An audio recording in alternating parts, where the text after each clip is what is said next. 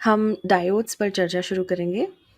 क्या कोई मुझे बता सकता है कि डायोड और बाकी दूसरे कंपोनेंट्स या घटक जिनका आप आमतौर पर उपयोग करते हैं जैसे रेजिस्टर, इंडक्टर, कैपेसिटर, इनके बीच में क्या अंतर होता है? The direction matters. The direction in which the transmitters have. Opposite direction में ऑफ हो जाएगा। राइट, क्योंकि बाकी सारे डिवाइसेस में जो हमने अभी तक देखे हैं जैसे इंडक्टर्स, कैपेसिटर्स, रेजिस्टर्स, इनमें कोई फर्क नहीं पड़ता कि आप किस ध्रुवता या किस पोलैरिटी से उन्हें कनेक्ट करते हैं। करंट यानी धारा दोनों ही डायरेक्शंस, दोनों ही दिशाओं में बह सकती है। ऐसा नहीं है कि यदि आपने रेजिस्टर या इंडक्टर के टर्मिनल्स को पलट के लगा दिया तो इनसे करंट बहना बंद हो जाएगा। राइट, सो ये द्विदिशिक यानी बाई डायरेक्शनल डिवाइसेस हैं। राइट, मगर डायोड दो पदार्थों यानी दो मटेरियल से बने होते हैं।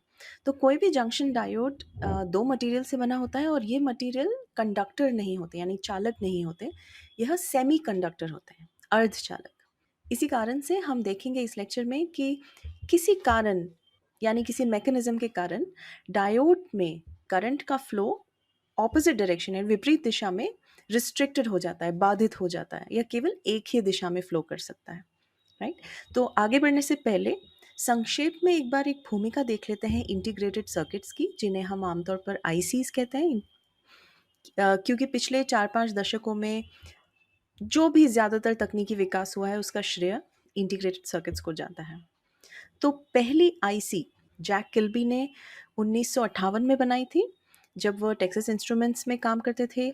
ये हैं जैक किल्बी और यह है वह पहली आईसी जो उन्होंने बनाई थी, जिसे हम इंटीग्रेटेड के नाम से समझते हैं।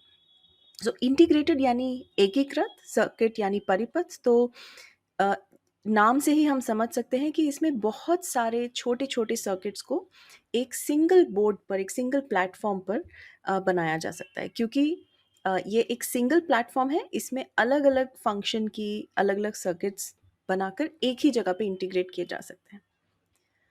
और तब से अब तक हम काफ़ी लंबा समय तय कर चुके हैं। चाहे आप आईसी में लगे हुए प्रोसेसर की बात करें या उसकी स्पीड की बात करें, कितने छोटे आकार की ये आईसी हो सकती है, कितनी डेंस हो सकती है, यानी कितना सघन बना सकते हैं इस आईसी को छोटे से क्षेत्र में, छोटे से एरिया में, कितने सारे सर्किट्स को कॉम्पैक्ट करके बनाया जा सकता है। इन क्षेत्रों में पिछले कई दशकों में हम काफ़ी काफ़ी आगे बढ़ चुके हैं।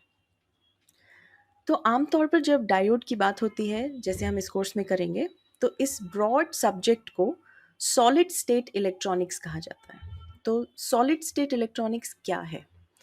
अब 40 या 50 के दशक में यदि हमें किसी ऐसे सर्किट की ज़रूरत होती जो करंट को केवल एक ही धारा में, एक ही डायरेक्शन में फ्लो करे और दूसरे डायरेक्शन में ब्लॉक करे, तब हमें कैथोड रेज और फिलामेंट्स को यूज़ करना पड़ता। तो फिलामेंट के गर्म होने पर इलेक्ट्रॉनिक्स एमिट होते जिससे करंट फ्लो हो सके, और ये सब एक अलग मीडियम में होता, जैसे वैक्यूम में होता। राइट, सॉलिड स्टेट इलेक्ट्रॉनिक्स जैसा कि नाम से समझ में आता है, इसमें हमारे पास वैक्यूम नहीं है। एक ठोस सॉलिड स्ट्रक्चर होगा, एक फिजिकल मटेरियल होगा जिसमें चार्ज की अधिक संख्या या कम संख्या होने के कारण करंट किसी एक डायरेक्शन में फ्लो होगा। राइट, इस कारण से इसे सॉलिड स्टेट इलेक्ट्रॉनिक्स कहते हैं। ये एक हार्ड क्रिस्टल स्ट्रक्चर है, एक ठोस क्रिस्टल स्ट्रक्चर। राइट, जैसा कि स्लाइड में लिखा हुआ है। किसी भी सॉलिड स्टेट इलेक्ट्रॉनिक उपकरण या आईसी के निर्माण की शुरुआत एक उच्चतम क्वालिटी, एक हाई क्वालिटी सेमीकंडक्टर से होती है। और जैसा कि आप सब ऑलरेडी जानते हैं कि सेमीकंडक्टर एक विशेष प्रकार का एलिमेंट होता है जिसकी कंडक्टिविटी या चालकता एक अच्छे कंडक्टर, लाइक अच्छे संवाहक, और विसंवाहक यानी इंसुलेटर के बीच में कहीं होती है। तो सामान्य तौर पर सेमीकंडक्टर एटम के वैलेंस शेल यानी संयोजक शेल में 4 इलेक्ट्रॉन होते हैं। एंड ब्रॉडली स्पीकिंग सेमीकंडक्टर दो टाइप्स के हो सकते हैं, दो कैटेगरीज के हो सकते हैं। सिंगल क्रिस्टल सेमीकंडक्टर यानी एक ही एलिमेंट से बने हुए, या कंपाउंड सेमीकंडक्टर यानी एक से ज़्यादा एलिमेंट से बने हुए। तो अब क्या आप कुछ सेमीकंडक्टर्स के नाम मुझे बता सकते हैं? Silicon, germanium. जर्मेनियम। राइट, सो मानिए आप एक सामान्य, एक जनरल डायोड जंक्शन बनाना चाहते हैं। राइट, तो इसके लिए आप सिलिकॉन या जर्मेनियम का यूज़ कर सकते हैं। लेकिन यदि आप एलईडी बनाना चाहते हैं, ऐसा कुछ भी जो लाइट से डिपेंडेंट हो, तो आपको कंपाउंड सेमीकंडक्टर का यूज़ करना पड़ेगा। और जैसे जैसे कि नाम बताता है, फोटो सेंसिटिव यानी लाइट से संवेदनशील, राइट, प्रकाश संवेदनशील। मीनिंग यदि आप चाहते हैं कि इस एलईडी से एक विशेष प्रकार की लाइट एमिट हो, यानी एक पर्टिकुलर फ्रीक्वेंसी, एक पर्टिकुलर आवृत्ति की लाइट एमिट हो, तो इस एलिमेंट की बैंड गैप एनर्जी को उस फ्रीक्वेंसी के कॉरस्पॉन्डिंग होना पड़ेगा, राइट, उस फ्रीक्वेंसी के अनुरूप होना पड़ेगा। तो एलईडी काम कैसे करती है बेसिकली? इसके अंदर चार्जेस का रिकॉम्बिनेशन होगा, उस रिकॉम्बिनेशन और एलिमेंट के बैंड गैप एनर्जी के कॉरस्पॉन्डिंग कुछ एनर्जी यानी ऊर्जा रिलीज होगी। और आप जानते हैं कि E equal to H C by lambda होता है, जहाँ पे E बैंड गैप एनर्जी है, H ब्लैंक कांस्टेंट है और C स्पीड ऑफ लाइट है, प्रकाश की गति। तो ये दोनों ऑलरेडी कांस्टेंट हैं, राइट। तो इससे हमें ये समझ में आता है कि E और लैम्डा यानी वेवलेंथ, इनके बीच में डायरेक्ट रिलेशनशिप है, राइट। इसलिए दिए गए किसी भी पर्टिकुलर बैंड गैप एनर्जी के कारण एक पर्टिकुलर वेवलेंथ का रेडिएशन एमिट होगा, राइट। तो सिलिकॉन और जर्मेनियम का एक पर्टिकुलर बैंड गैप होता है जो कि विजिबल स्पेक्ट्रम यानी वो रेंज ऑफ फ्रीक्वेंसीज जिसमें आप रोशनी को देख सकें, उस स्पेक्ट्रम में नहीं होता है, राइट। सो इन वेवलेंथ के कारण एमिट होने वाला रेडिएशन विजिबल स्पेक्ट्रम में नहीं आता। लेकिन यदि आप चाहते हैं कि रेड कलर की या हरे रंग की या नीले रंग की एलईडी बने, तो इन कलर्स, इन रंगों के वेवलेंथ के अनुसार जो भी एच सी बाई लैम्डा यानी बैंड गैप एनर्जी मिलेगी, वो वो कंपाउंड सेमीकंडक्टर के बैंड गैप एनर्जी के ज़्यादा नज़दीक होगी, ज़्यादा करीब होगी, बजाय इसके कि वो सिलिकॉन या जर्मेनियम की बैंड गैप एनर्जी के बराबर हो। इसीलिए बैंड गैप एनर्जी सेमीकंडक्टर्स के एप्लीकेशन का एक बहुत इंपॉर्टेंट पहलू है। इस पे डिपेंड करता है कि एलिमेंट का किस प्रकार का प्रयोग किया जा सकता है, राइट। सो यदि आपको नॉर्मल जंक्शन डायोड बनाना है तो आप सिलिकॉन जर्मेनियम डायरेक्टली यूज़ कर सकते हैं, लेकिन एलईडी बनाने के लिए आप सिलिकॉन और जर्मेनियम का यूज़ नहीं कर सकते। उसके लिए आपको कंपाउंड सेमीकंडक्टर्स की ज़रूरत पड़ेगी। और इलेक्ट्रॉनिक डिवाइसेस बनाने के लिए जनरली 3 प्रकार के सेमीकंडक्टर्स उपयोग में आते हैं, जैसे जर्मेनियम, सिलिकॉन और गैलियम आर्सेनाइड। सो सिलिकॉन एटम कुछ इस प्रकार का दिखता है, गैलियम आर्सेनाइड कुछ इस प्रकार का दिखता है, राइट। ये स्लाइड्स आपके साथ शेयर कर दिए गए हैं, लेकिन जैसे कि ये फिज़िक्स का कोर्स नहीं है, हम इस विषय पे बहुत ज़्यादा डिटेल्स में नहीं जा रहे हैं, आप इसे बुक से पढ़ सकते हैं, मैंने ऑलरेडी अपलोड कर दिया है। अब कुछ ऐसे पैरामीटर्स यानी मापदंड हैं, जैसे मोबिलिटी, किस कैरियर की मोबिलिटी ज़्यादा है, किसकी कम है। ऑल्दो ये सब इंट्रोडक्शन टू इंजीनियरिंग कोर्स के लिए बहुत ज़्यादा रेलेवेंट नहीं है, लेकिन कॉन्टिन्यूटी को ध्यान में रखते हुए इन टॉपिक्स को हम बहुत ब्रीफली कवर करेंगे। सो यहाँ देखिए, तो यह सिलिकॉन, जर्मेनियम और गैलियम आर्सेनाइड की बैंड गैप एनर्जीज लिखी हुई हैं, राइट। तो आप देख रहे हैं कि ये band gap energy visible spectrum से काफ़ी कम है, इसलिए हम इनका लाइट रिलेटेड उपयोग नहीं कर सकते। सो अब देखिए, एक प्योर सेमीकंडक्टर लैटिस है जिसमें इसके वैलेंस शेल में दिख रहा है कि 4 इलेक्ट्रॉन्स हैं, सब कुछ ठीक है, हर कोई कोवैलेंट बॉन्ड यानी सहसंयोजक बॉन्ड अच्छे से बना चुके हैं, 0 केल्विन पर सब कुछ ठीक है। 300 केल्विन पर जब तापमान बढ़ जाएगा, टेम्परेचर बढ़ जाएगा, तब आप देखेंगे कि कुछ बॉन्ड्स टूट गए हैं, राइट। एंड क्योंकि यह टेम्परेचर सेंसिटिव है यानी तापमान संवेदनशील है, 0 केल्विन पर तो सब कुछ सही था, इनमें कोई फिर फ्री इलेक्ट्रॉन्स यानी चार्ज कैरियर नहीं थे। लेकिन 300 केल्विन पर जो कि रूम टेम्परेचर है, इसमें कुछ कोवैलेंट बॉन्ड्स टूट जाते हैं। लेकिन जब थर्मल इक्विलिब्रियम होता है, थर्मल इक्विलिब्रियम का मतलब है ऊष्मयी संतुलन, राइट। जब टेम्परेचर ना बढ़ रहा है ना घट रहा है, जब थर्मल इक्विलिब्रियम होता है, जिस गति से, जिस स्पीड से ये बॉन्ड्स टूटते हैं, लगभग उसी स्पीड से ये वापस जुड़ते भी हैं। मतलब ये खुद वापस नहीं, कोई और बॉन्ड्स वापस जुड़ रहे होंगे। इसीलिए हम किसी भी समय, किसी भी टाइम पर फ्री इलेक्ट्रॉन्स का कॉन्सेंट्रेशन बता सकते हैं। तो फ्री इलेक्ट्रॉन्स का अर्थ है जब बॉन्ड्स टूटते हैं तो कुछ इलेक्ट्रॉन्स इधर उधर मिलेंगे, इलेक्ट्रॉन्स अपने पीछे कोई रिक्ति छोड़ देंगे यानी वैकेंसी छोड़ देंगे, जिस पर पॉजिटिव चार्ज होगा, उन वैकेंसीज को होल्स कहा जाता है। तो हम ये कह सकते हैं कि थर्मल इक्विलिब्रियम पर इलेक्ट्रॉन्स का नंबर, इलेक्ट्रॉन्स की संख्या और होल्स की संख्या लगभग सेम होगी, लगभग समान होगी। और ऐसे में इसे इंट्रिंसिक चार्ज कॉन्सेंट्रेशन NI कहते हैं, जहाँ पे I सबस्क्रिप्ट में है। देखेंगे कि इंट्रिंसिक चार्ज कॉन्सेंट्रेशन का टेम्परेचर के साथ एक बहुत सुंदर सा रिलेशनशिप है। आपको इस इक्वेशन को याद करने की ज़रूरत नहीं है, लेकिन इस डिस्कशन से क्या पॉइंट निकल कर आता है उस पर हम जल्दी आएंगे। इस रिलेशन से आप क्या देख सकते हैं कि टेम्परेचर बढ़ने पर चार्ज कॉन्सेंट्रेशन बढ़ेगा, right, to the power 3/2 something, but temperature बढ़ने पर चार्ज बढ़ेगा। लेकिन यदि रूम टेम्परेचर पर देखें, right, so T equal to 300 kelvin डालकर यदि हम सॉल्व करें, तो प्रति क्यूबिक सेंटीमीटर पर क्यूबिक सेंटीमीटर चार्ज कॉन्सेंट्रेशन निकल के आएगा 1.5 इंटू 10⁻10, राइट। ये बहुत बड़ा नंबर है 1.5 इंटू 10⁻10। लेकिन यदि आप इसको इस संदर्भ में देखें कि 1 सेंटीमीटर क्यूब में कितने एटम होते हैं, तो 1 सेंटीमीटर क्यूब में लगभग 10⁻22 एटम्स देखें, अनुमान अनुमान से देखें तो, राइट।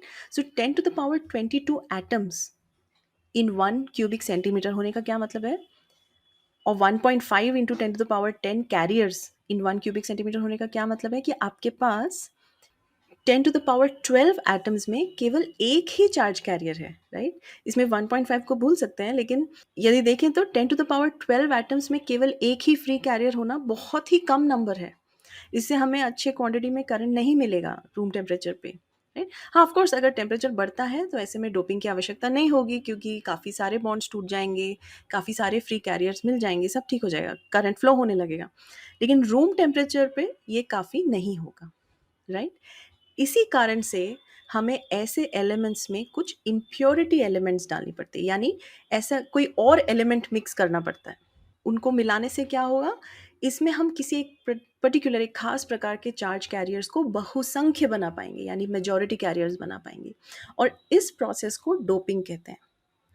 और यदि आपने पेंटावैलेंट एटम जैसे फॉस्फोरस यूज़ किया, जिसके वैलेंस शेल में 5 इलेक्ट्रॉन्स होते हैं, उसे मिलाने पर यह इनमें से 4 इलेक्ट्रॉन्स तो सिलिकॉन के साथ बॉन्ड बना लेंगे और एक इलेक्ट्रॉन लैटिस में घूमने के लिए फ्री हो जाएगा। सो ये एक फ्री इलेक्ट्रॉन है जो इम्प्योरिटी एटम यानी फॉस्फोरस ने डोनेट किया है, दान दिया है। इसका अर्थ है कि यदि आप किसी पेंटावैलेंट इम्प्योरिटी को मिलाते हैं सिलिकॉन में, तो इलेक्ट्रॉन्स की मेजॉरिटी होगी। इसीलिए पेंटावैलेंट इम्प्योरिटीज़ को डोनर इम्प्योरिटीज़ भी कहा जाता है। इस प्रकार से एन टाइप सेमीकंडक्टर बनता है, क्योंकि इसमें इलेक्ट्रॉन्स अधिक संख्या में है, मेजॉरिटी में है। एन या टू डिनोट नेगेटिव, जो भी चार्ज कैरियर मेजॉरिटी में होगा उससे उसके चार्ज के कॉरेस्पॉन्डिंग लेटर हम उसके आगे लगा देंगे। दूसरा प्रकार, जैसे इसमें ट्राईवैलेंट इम्प्योरिटी यानी वैलेंस शेल में 3 इलेक्ट्रॉन्स हैं, यदि उसको उसका इस्तेमाल किया जाए तो इस केस में दूसरे बॉन्ड से एक इलेक्ट्रॉन छीन कर खुद एक अच्छा बॉन्ड बना लेगा, लेकिन इस इलेक्ट्रॉन को छीनने की वजह से एक वैकेंसी बन जाएगी, जिसके कारण ये वैकेंसी आसानी से घूम सकती है, राइट। सो ये होल आसानी से घूम सकता है इस लैटिस में। सो इसीलिए जब भी आप ट्राईवैलेंट इम्प्योरिटी जैसे एल्यूमिनियम को ऐड करते हैं, तो मटेरियल में होल्स की मेजॉरिटी हो जाती है, और इसे एक्सेप्टर इम्प्योरिटी भी कहा जाता है। सो जनरल सेमीकंडक्टर होना क्यों काफ़ी नहीं था, क्यों हमें क्यों एक्सेप्टर या डोनर टाइप इम्प्योरिटीज़ को मिलाकर एन टाइप या पी टाइप सेमीकंडक्टर बनाना पड़ा, इसलिए ताकि नॉर्मल रूम टेम्परेचर पे इतने फ्री कैरियर्स तो हों ताकि करंट फ्लो इजीली ट्रिगर हो सके, आसानी से फ्लो हो सके यदि कोई वोल्टेज डिफरेंस दिया जाए तो अब तक हम केवल सेमीकंडक्टर की बात कर रहे थे, अभी हमने डायोड बनाया नहीं है, राइट। आज का मेन विषय है पी एन जंक्शन डायोड, यानी जब आप एक पी टाइप और एक एन टाइप सेमीकंडक्टर को जोड़ते हैं या फ्यूज़ करते हैं तो क्या होता है। ये पी टाइप है और ये एन टाइप है, तो पी टाइप में हमें पता है कि होल ज़्यादा है, एन टाइप में इलेक्ट्रॉन ज़्यादा है। उनकी टेंडेंसी, उनकी प्रवृत्ति ऐसे दिशा में जाने की होगी जिस तरफ उनका खुद का कॉन्सेंट्रेशन या घनत्व कम है, राइट। सो इस फैलाव को, इस फ्लो को डिफ्यूजन कहते हैं। तो आमतौर पर डिफ्यूजन का अर्थ क्या होता है कि कोई भी एलिमेंट हो, उसकी टेंडेंसी क्या होगी कि खुद जिस जिस तरफ उसकी खुद का कॉन्सेंट्रेशन कम है, वो उस तरफ जाने की कोशिश करेगा। तो उदाहरण के तौर पर कोई भी गैस देखें या हवा देखें, वो उस दिशा में बहेगी जिस तरफ उसका कॉन्सेंट्रेशन कम है। सो कॉन्सेंट्रेशन के अंतर होने के कारण ये दोनों टाइप के चार्ज कैरियर्स एक दूसरे की तरफ बढ़ेंगे और रिकम्बाइन हो जाते हैं। तो इसी कारण से जो भी करंट फ्लो होता है उसे डिफ्यूजन करंट कहते हैं, आईडी, राइट। सो अब जब ये रिकॉम्बिनेशन हो गया, इलेक्ट्रॉन्स होल्स रिकम्बाइन हो गए जंक्शन पर, फ्री कैरियर्स पूरी तरह से गायब हो जाएंगे, राइट। सो वो जगह, ये जंक्शन है जिसमें अब कोई भी फ्री कैरियर मौजूद नहीं है।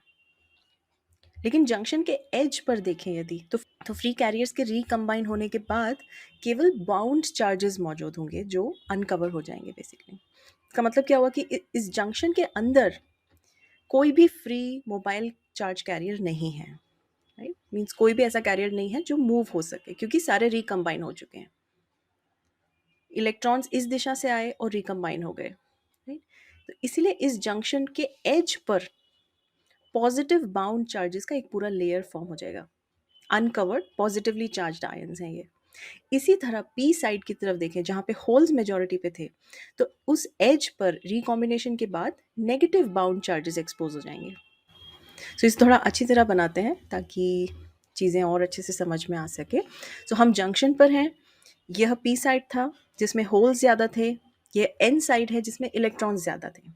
तो इलेक्ट्रॉन्स और होल्स एक दूसरे की तरफ आते हैं, जंक्शन पर रिकम्बाइन हो जाते हैं। रिकॉम्बिनेशन के बाद पी साइड की तरफ हमें बाउंड नेगेटिव चार्जेस मिलते हैं जो एक्सपोज हो गए, नेगेटिव आयंस, और एन साइड की तरफ मींस एज के एन साइड की तरफ हमें पॉजिटिव बाउंड चार्जेस मिलते हैं।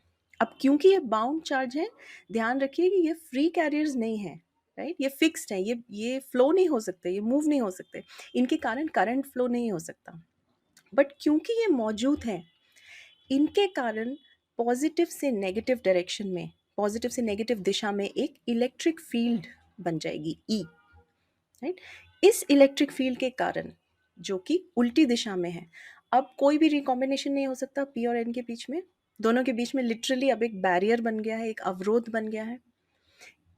इसलिए ऐसा इसलिए है क्योंकि दोनों लेयर्स के बीच में एक इलेक्ट्रिक फील्ड है। यह डिप्लीशन लेयर के दो छोर है और ऑब्वियसली अगर फील्ड है तो डेफिनेटली पोटेंशियल डिफरेंस भी होगा, और यह पोटेंशियल डिफरेंस जो पी और एन के बीच में होता है इसे बैरियर पोटेंशियल कहते हैं। सो इस एरिया में फ्री चार्ज के डिप्लीशन यानी खत्म हो जाने के कारण इलेक्ट्रिक फील्ड बन जाती है, और इसी कारण इसे डिप्लीशन रीजन भी कहा जाता है या स्पेस चार्ज रीजन भी कहा जाता है। अभी रूम टेम्परेचर पर दोनों टर्मिनल्स के बीच में कोई भी वोल्टेज नहीं जोड़ा गया है, राइट।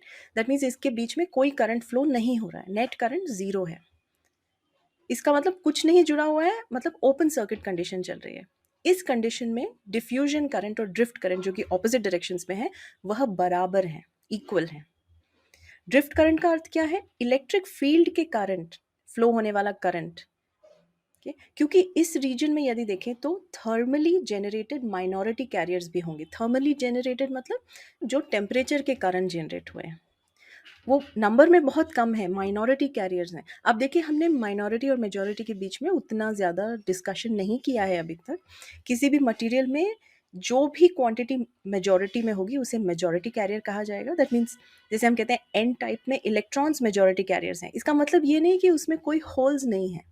होल्स होंगे, टेम्परेचर के कारण बॉन्ड्स ब्रेक होते हैं और होल्स और इलेक्ट्रॉन्स दोनों प्रोड्यूस होते हैं, राइट। लेकिन होल्स कम क्वांटिटी में होंगे, कम नंबर में होंगे। सो किसी भी मटेरियल में एक कैरियर मेजॉरिटी में होगा और एक कैरियर माइनॉरिटी में होगा। तो हम उस अभी इस समय हम जंक्शन के अंदर माइनॉरिटी कैरियर्स की बात कर रहे हैं, राइट। सो अब इस डिप्लीशन लेयर में कुछ थर्मली जेनरेटेड माइनॉरिटी कैरियर्स होंगे।